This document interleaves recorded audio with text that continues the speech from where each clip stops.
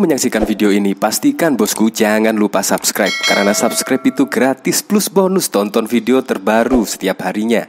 Jangan lupa ya. Nah, terus terang kalau di posisi ini ya, saya lebih cenderung percaya sama Pak Mahfud MD dan Yusril Hisamahendra. Nah, diketahui kan kedua sosok ini ahli hukum tata kenegaraan, makanya saya lebih percayalah. Kemarin kan sempat bersih tegang ya antara Rizal Ramli dan Mahfud MD. Bahkan Rizal Ramli menyebut Mahfud MD itu panik membela yang tidak benar tentang RUU Cipta Kerja tersebut. Nah, akhirnya pun Mahfud MD bahkan sempat geram ya, bahkan menyebut Pak Rizal Ramli itu orangnya ngawur dan juga BODO. Nah, saking geramnya sampai menyebutkan seperti itu. Nah, di sini Rizal Ramli dicap bodoh. Rizal Ramli sebut Mahfud MD panik bela yang tidak benar. Nah, akhirnya pun ya pasang badan lah, yaitu buat Jokowi soal Perpu Cipta Kerja. Itu sesuai prosedur, tidak ada masalah. Dalam berita Warta Ekonomi, publik dihebohkan dengan Jokowi yang menerbitkan peraturan pemerintah pengganti Undang-Undang Nomor 2 Tahun 2022 tentang Cipta Kerja.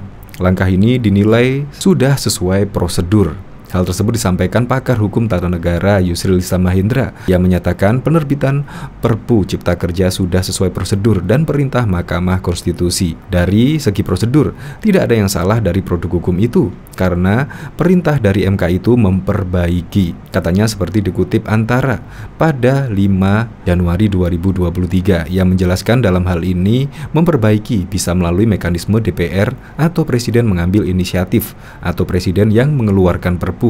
Jadi dalam garis besar ini saya lebih cenderung percayalah dengan Yusril Hisamahendra dan bahkan juga Mahfud MD.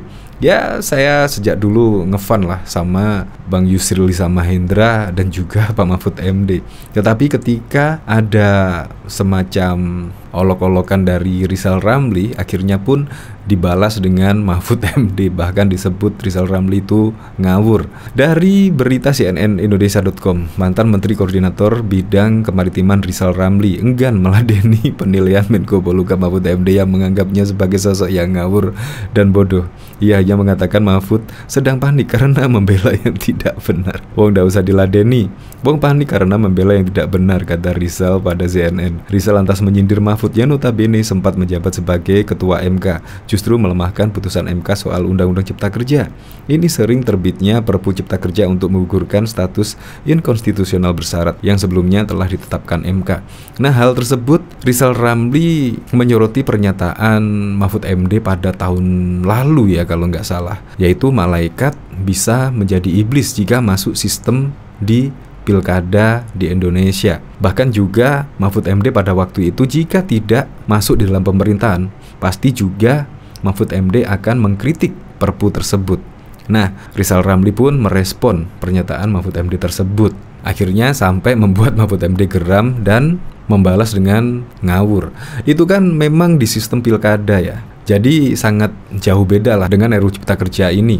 Nah, bahkan diketahui Yusril kan juga tidak sedang di dalam pemerintahan, tetapi juga pasang badan buat Pak Jokowi. Diketahui Pak Yusril ini bukan dari pemerintahan, tapi pasang badan lah, yaitu Perpu Cipta Kerja ini sesuai prosedur dan tidak masalah. Jadi saya sangat percaya betul lah apa yang dikatakan oleh Bang Yusril Hisamahendra ini. Nantinya Perpu itu dipertimbangkan oleh DPR apakah disahkan menjadi undang-undang atau tidak jelasnya. Sebelumnya MK memutuskan Undang-Undang Nomor 11 Tahun 2020 tentang Cipta Kerja dan Undang-Undang Cipta Kerja cacat secara formil. Hal tersebut tertuang dalam putusan Nomor 91 PUU Romawi 18 2020 tertanggal 25 November 2021. MK menyatakan Undang-Undang Cipta Kerja inkonstitusional bersyarat dan meminta pemerintah memperbaikinya paling lama dalam 2 tahun.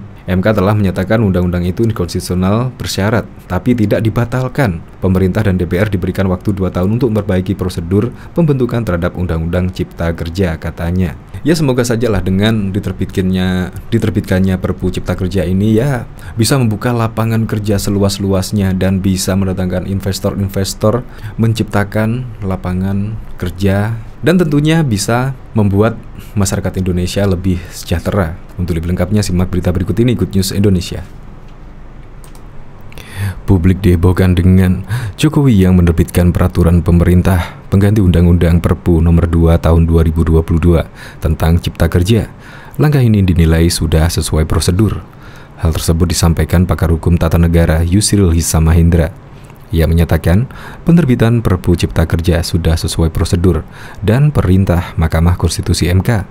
Dari segi prosedur, tidak ada yang salah dari produk hukum ini, karena pemerintah dari MK itu memperbaiki, katanya seperti dikutip dari Antara pada Kamis 5 Januari 2023 malam.